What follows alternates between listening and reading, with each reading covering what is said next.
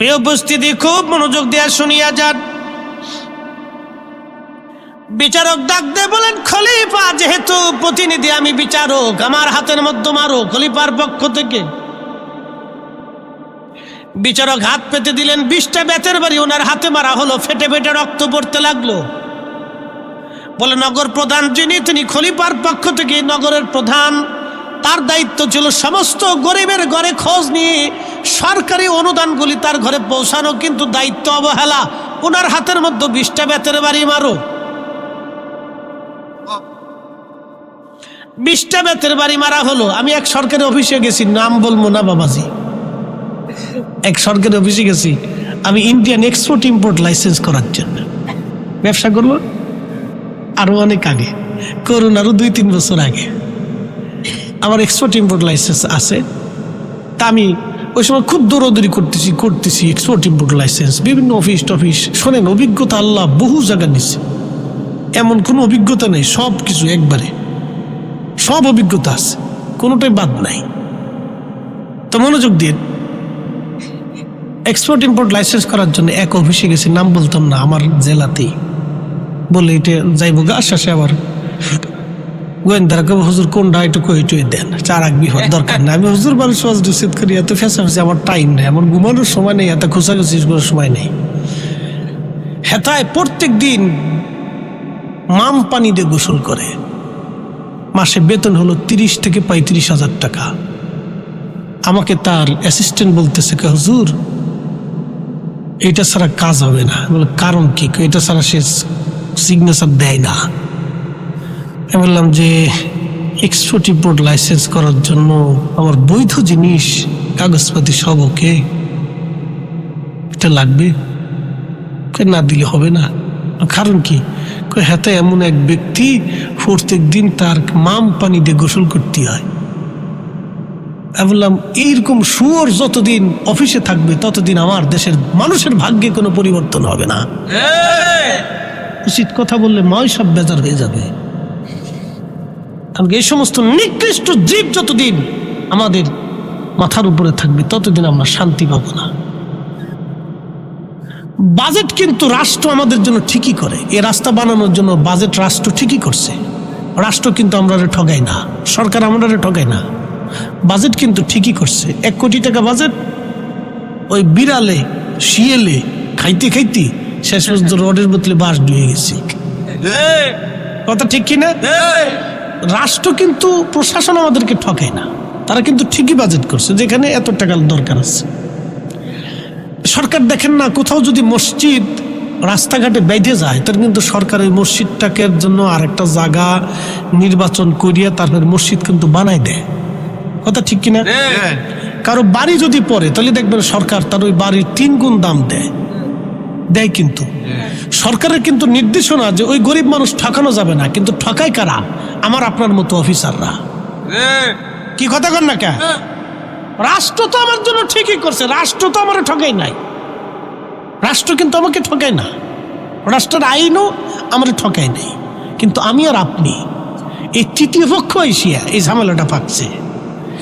রাস্তার ইট বানাইতে গেছে, রাস্তা বানাইতে গেছে, কন্ট্রাক্টর ইট নিয়ে আইছে, সকালবেলা এদের 200 ইট নাই। তাহলে ইট যে 200 হারাই গেল, এটা কি কুত্তায় লয়ে গেছে না বিড়ালে লয়ে গেছে? তা লিলো কেডা? মানসি তো যাদের জন্য রাস্তা বানাইতে আছে তারাই ইট লয়ে গেছে গা। বুঝতে পারছেন? এটা হলো আমরা। তো আমাদের এই চরিত্র যতদিন ভালো না হবে, আমাদের ভাগ্যের উন্নয়ন তত হবে না। এগুলো ওয়াজ নসিহত দিয়ে আমাদেরকে আসলে মানুষ সারা বাংলাদেশের ওয়াজ নসিহত দিয়ে এগুলো বুঝাইতে হবে। ওয়াজ মানে কোনো বিনোদন না, ওয়াজ হলো শিখে যাওয়ার জায়গা, বুঝে যাওয়ার জায়গা। কিন্তু এখন সমস্যা ছিল আমরা যে যত গান বেশি গাইতে পারবো সে তত ভালো বক্তা। এগুলো সমস্যাটা হয়েছে। মনে কিছু নিয়েন না, উচিত কথা মাওয়াই বাজার, গরম ভাতে বিলাই বাজার, ডাইল ভাতে কুটুম বাজার। কি কথা কর নাকি? খারাপ করছি আমি তো খারাপ কিছু কইনি। আর আপনারাও আসলে একটু ভাব বুব না দিলে বক্তাই মনে করে না। আমি আগে এত ভাব বুব দিতাম না, এত ফাঁকু চুঙ্কু করতাম না, গাড়ি গুরু আনতাম না। আমি একটা ব্যাগ কান্দি করে সিএনজিতে করে মাহফিলে গেছি বহু জীবনে, অনেক কত বাক্সির কাছে কমিটির কাছে জীবনে টাকা পাবো তার হিসেব নাই। হ্যাঁ, এই জীবনে শোনেন, এখন ওই যে আপনারা 2টা পয়সা বেশি দেন দেখে অনেকের চোখ টাটায়, হুজুর এত না আসলে আসেন। আপনি জানেন কত বছর আমি পরিশ্রম করছি এই পর্যন্ত আসতে? আপনি আমার সাথে চলেন পথ, কত বছর জানেন? কত কমিটির কাছে কত টাকা পাবো আপনি উঠাই দেন আমারে। এমনও গেছে বহু জীবনে গেছে, হুজুর পরে দেখা করবানি, আর জীবনে দেখা হয় না, আমি কেছি কিয়ামতে দেখা করবো আর কি। এরকম আছে। জীবনে কোনোদিন হাদিয়া দেখে নিনি, যে যেটা দিছে ওইভাবে পকেটে করে নিয়ে আসছি। জীবনের বহু বছর, অন্তত 12 বছর 14 বছর চলে গেছে, এরকম গেছে, দেখিনি, নিয়ে চলে আসছি। আইসে দেখি 5 চেয়ার বান্ডিল। হ্যাঁ, মানুষের সাথে ইনসাফ করছি, মানুষ আমার সাথে ইনসাফ করে নাই, বেইমানি করছে। শোনেন, আমি ভৈরব থেকে, বিশ্ব জাকের মঞ্জিল থেকে মাহফিল করার জন্য ভৈরব গেছি, কুলিয়ার চরে। সেই কথা আপনাদেরকে বলি আজকে। সকালবেলা রওনা দিছি আমি, একটা ব্যক্তি, তখনকার দিনে গাড়ি ঘোড়া এত ছিল না, রাত 8টার সময় পৌঁছাইছি। আমার সে হাদিয়া দিল 600 টাকা। বুঝতে পারছেন? বলেন তো, 600 টাকা হাদিয়া দিছে আমার। আমি কিছু বলিনি, আমি বললাম যে ভাই এটা কি হইল? হুজুর 8 টাকা নাই। আচ্ছা ঠিক আছে, আচ্ছা ঠিক আছে বলে চলে এসি। এরকম জীবনের 12 বছর পার করছি। এখন তো 2টা টাকার কথাগুলো অনেকে সিটকেতে উঠে বলে যে টাকা চান কেন? এদেশের ইমাম সাহেবদের বেতন 5000 টাকা। ওই সময় দিয়ে আপনার কলম চলে না, আপনার মুখ চলে না। আপনি কমিটির সাথে কথা বললেন, ইমামের বেতন বাড়ানোর জন্য চেষ্টা করেন না, কারণটা কি? এদেশের লক্ষ লক্ষ আলেমের বেতন 5000 টাকা, সর্বোচ্চ 10,000 টাকা, বেশি হলে 20,000 টাকা। হলো হাই কোয়ালিটির মসজিদ। কি ভাই, কথা খারাপ কইছি? 20,000 টাকা সর্বোচ্চ, 5,000 টাকা অধিক ইমামের বেতন। 5,000 টাকা একজন মানুষের কি হয় বলেন তো? বাংলাদেশে কয়জন বক্তা টাকা পায়?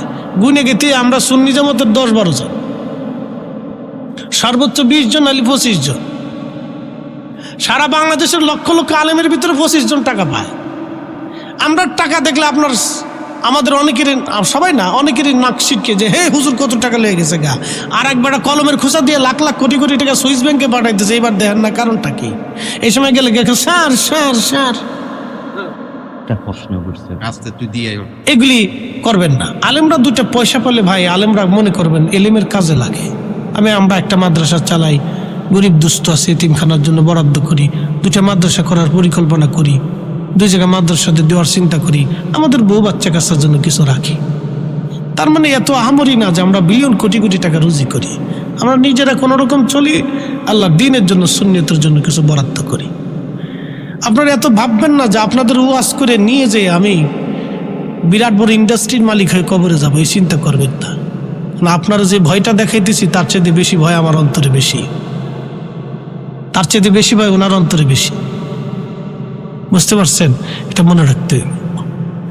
এই জন্য 2-1 আলেমের হাদিয়া একটু বেশি দেখলে মন খারাপ করবেন না, বা বাজে মন্তব্য করবেন না। তারা নেয়, বুঝতে হবে বিভিন্ন কারণে নেয়, কোনো একটা কারণে নেয়, এটা মনে রাখতে হবে। আমাদেরকে দেখলেও আপনাদেরকে, সন্তানদেরকে আলেম বানানোর একটা স্পৃহা জাগে যে ফরিদি সাহেব যদি আজকে 30,000 টাকা নেয়, তাহলে আমার ছেলেটারা যদি এরকম আলেম বানাইতে পারি, তাহলে আমার ছেলেটা ওরকম হইতে পারে। এটা একটা স্পিরিট আসে, তো অনেকে বুঝে না। শোনেন, পৃথিবীটা নেগেটিভ পজিটিভ দিয়ে, আমাদের ধ্যান ধারণা যদি পজিটিভ থাকে তাহলে আমরা পজিটিভ, এটা হলো মূল বিষয়। আমাদের দেশে অনেক সংসারে অশান্তি হয় শুধু পজিটিভ ধ্যান ধারণা না থাকার জন্য, পজিটিভ ধ্যান ধারণা না থাকার জন্য। পজিটিভ চিন্তা করতে হবে, পজিটিভ চিন্তা করতে হবে। আল্লাহ আমাদের পজিটিভ চিন্তা করার তৌফিক দান করুন। সকলে বলে না আমিন। সবাই খারাপ ভাবা যাবে না, নিজের স্ত্রীকে কখনো সন্দেহ করবেন না, এটা পজিটিভ চিন্তা, এটা মনে রাখবেন। সন্দেহের বশবর্তী অনেক সংসার ভেঙে যায়। নিজের বিবিকে কখনো সন্দেহ করবেন না। একটা কথা মনে রাখবেন সারা জীবন, আপনার স্ত্রী কখনোই অন্যের বীজ তার পেটে নিবে না। আপনার স্ত্রী আপনার সন্তানই তার গর্ভে ধারণ করবে। এত বড় নাফরমানি পৃথিবীর কোনো নারী করে না, এটা মনে রেখেন। আল্লাহ রাসূল বলছেন, সাবধান, তোমাদের স্ত্রীদেরকে কখনোই সন্দেহ করবে না। এটা আল্লাহ প্রদত্ত, নারীদের কলবের ভিতরে আল্লাহ এটা গাঁথিয়ে দেয়, নারীদের কলবে আল্লাহ পাক এটা গাইতে দেয়। এই জন্য কোনো নারীকে সন্দেহ করবেন না, মনে রাখবেন, সন্দেহ চোখে রাখবেন না। ভুল ত্রুটি বিচ্যুতি, খাওয়া দাওয়া চলাফেরা হতে পারে, কিন্তু ওই ধরনের সন্দেহ কখনো করে সংসারে অশান্তি বাঁধাবেন না। আল্লাহ আমাদের প্রত্যেকের তৌফিক দিক। সকলে বলে না আমিন। একসাথে জোরে বলি তো আল্লাহু আকবার। এগুলো কিছু পার্সোনাল কথা, আবার ইউটিউবে সাইডের নাম নারা। তো বলছিলাম ওই সেই বুড়িমার কথা মনে আছে না আপনাদের? বুড়িমার কথাটা বলে দোয়া করে দিই। আল্লাহ আকবার, কি সুন্দর বিচার। তো নগর প্রধান যিনি, ওনার হাতে 20টা বেতের বাড়ি, পুলিশ প্রধান ওনার হাতেও 20টা বেতের বাড়ি, একসাথে বলবেন না মারহাবা। এবার বিচারক ডাক দিয়ে বললেন, খাদ্য অধিদপ্তরের যিনি, তার দায়িত্ব ছিল এই বুড়ির বাড়ি খাবার পাঠানো, কিন্তু তিনি তার দায়িত্ব অবহেলা করেছেন। এই ওনার হাতেও 20টা বেতের বাড়ি মেরে দেওয়া হোক। ওনার হাতেও সেই দিন 20টা বেতের বাড়ি মেরে দেওয়া হলো, আর বাকি রইল 20টা বেতের বাড়ি। এই 20টা বেতের বাড়ি ধনী ধনী ব্যক্তিদের হাতে মেরে দেওয়া হোক। একবার জোরে বলা যাবে কি মারহাবা।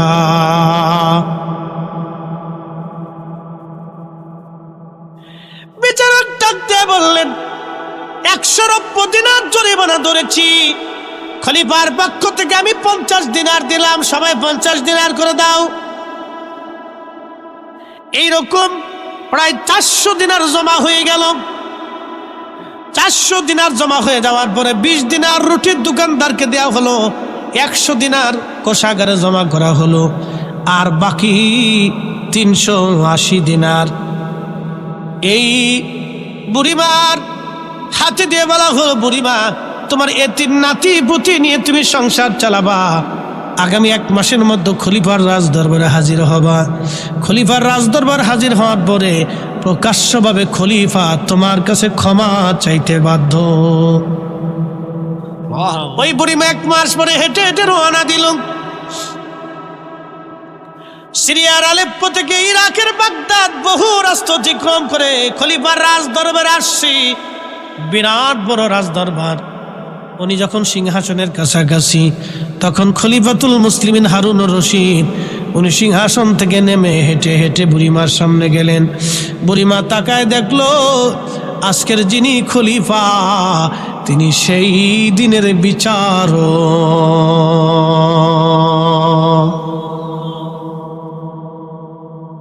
খলিফা বলতেছে, বুড়িমা আমি সেই দিনের বিচারক, যেদিন আপনার বিচারের রায় দিয়েছিলাম। আমি আপনাকে সুদূর এই রাজদরবারে ডেকে আনছি একটা কারণে। এত দূর কষ্ট দেওয়ার কোনো অর্থ ছিল না।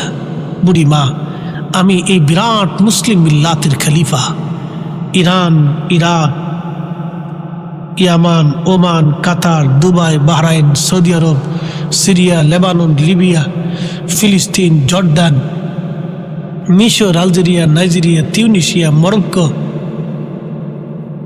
বিরাট অংশ খলিফা আমি, বিরাট পৃথিবীর এক খলিফা। কিয়ামতের ময়দানে আল্লাহর আদালতে আমি দাঁড়াবো। আপনি 60টা দিন ক্ষুধার্ত ছিলেন, আপনার এতিম বাচ্চাগুলি ক্ষুধার্ত ছিল।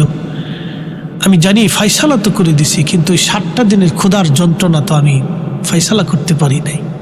বুড়িমা আল্লাহর আদালতে যদি আপনি আমার বিরুদ্ধে মামলা করেই বসেন, আমি খলিফা হারুন রশিদের জীবন বরবাদ হয়ে যাবে।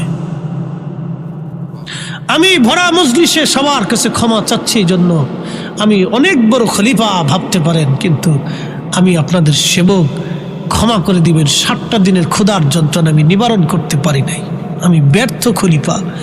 আল্লাহর হস্তে কিয়ামতের ময়দানে আপনি আমার বিরুদ্ধে মামলা করবেন না, আমি এই ক্ষমাটা আপনার কাছে চাচ্ছি। আপনি বলুন আজকে এই সবার সামনে দাঁড়াইয়া যে আপনি কিয়ামতে আমার বিরুদ্ধে মামলা করবেন না, আপনি মাফ করে দিচ্ছেন।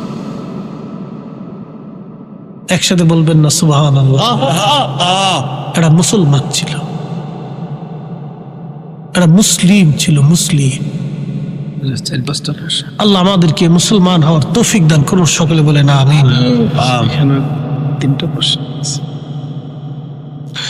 আমাদের অনেকেই বুকে হাত বেঁধে নামাজ পড়ে। আসলে মূলটা শুনেন, বুকে হাত বেঁধে নামাজ পড়া এটা শাফি মাযহাবের একটা তরিকা আছে, কিন্তু এনরা যারা পড়ে তারা কোনো মাযহাব মানে না। অতএব যে কোনো একটা মাযহাব মানতেই হবে, মাইনে তারপরে রুলসে আসতে হবে। কিন্তু নাভির নিচে হাত বাঁধাটা হলো বিশুদ্ধ।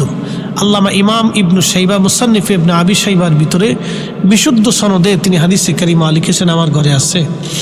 এমনকি আমাদের মাযহাবের ইমাম, যিনি ইমাম আবু হানিফা রাহমাতুল্লাহ আলাইহি, তিনার উস্তাদের নাম ইমাম ইব্রাহিম নখঈ, তিনার উস্তাদের নাম আব্দুল্লাহ ইবনে মাসউদ রাদিয়াল্লাহু আনহু, তিনার উস্তাদ রাহমাতুল লিল আলামিন, তিনার উস্তাদ রব্বুল আলামিন, আল্লাহর ছাত্র নবী, নবীর ছাত্র ইবনে মাসউদ, ইবনে মাসউদের ছাত্র ইব্রাহিম নখঈ, তার ছাত্র আমাদের মাযহাবের ইমাম আবু হানিফা রাহমাতুল্লাহ আলাইহি, তিনারা বলছেন নাভির নিচে হাত বাঁধাটাই সুন্নত এবং এটাই প্রসিদ্ধ, এটাই রাসূল কারীমের সুন্নাহ। তাহলে এবার আপনারা চিন্তা করেন তো, এত বিজ্ঞ বিশ্ববিখ্যাত মুহাদ্দিস যারা রাসূল কারীমের সাহাবীর ছাত্রের ছাত্র, তারা যে মাসালার ব্যাপারে ফতোয়া দেয়, আমরা এই সমস্ত ছোটোখাটো মৌলবী মুন্সির ফতোয়ার বিপরীতে ওনাদের ফতোয়াকে অগ্রাহ্য করতে পারবো না, ওনাদের কথাকে আমরা ডাইভার্ট করতে পারবো না। কথা বলেন ঠিক না বেঠিক? ওনারা হকের উপরে ছিলেন। বায়াতে রসুল জায়েজ কেন? অবশ্যই বায়াতে রসুল জায়েজ, খালি বায়াতে রসুল না, বায়াতে রসুলই হইতে হবে। আল্লাহ রসুলের বায়াত না হইতে পারলে জীবনের সাকসেস কিছু নেই। বায়াতে রসুলই, কোরআনে যত বায়াতের কথা আছে, সূরা মুমতাহিনার 12 নম্বর আয়াতে আল্লাহর নবী যে শর্তে বায়াত করেছিলেন, এটাই বায়াতে রসুল। আহলে সুন্নাত কি সঠিক কিনা? অবশ্যই আহলে সুন্নাত ওয়াল জামাত সঠিক। আহলে সুন্নাত ওয়াল জামাত ছাড়া বাকি যা আছে সব বেদাতি, এক বাক্যে শেষ, এখানে কোনো বাকি ঝুঁকি নেই। আহলে সুন্নাত ওয়াল জামাত ছাড়া বাকি যা আছে সব কি? বেদাতি, সব না ভণ্ড। দাঁড়িয়ে নবীজিকে সালাম দেওয়া যাবে কিনা? কোটি কোটি বার দেওয়া যাবে। দাঁড়িয়ে নবীকে সালাম না দিলে সে আদবের খেলাপ করবে, চরম বিয়াদবি হবে। আপনাদেরকে একটা কথা বলি, শেষ ওয়াজ, নবীজিকে আল্লাহ নিতে নিতে নিতে নিতে সহিহ বুখারীর খাদিমুর রাসূল আনাস রাদিয়াল্লাহু আনহু থেকে হাদিস আসছে, তিনি বলতেছেন আল্লাহ নবীকে নিতে নিতে নিতে নিতে লা মাকান, লা মাকান বুঝছেন নি?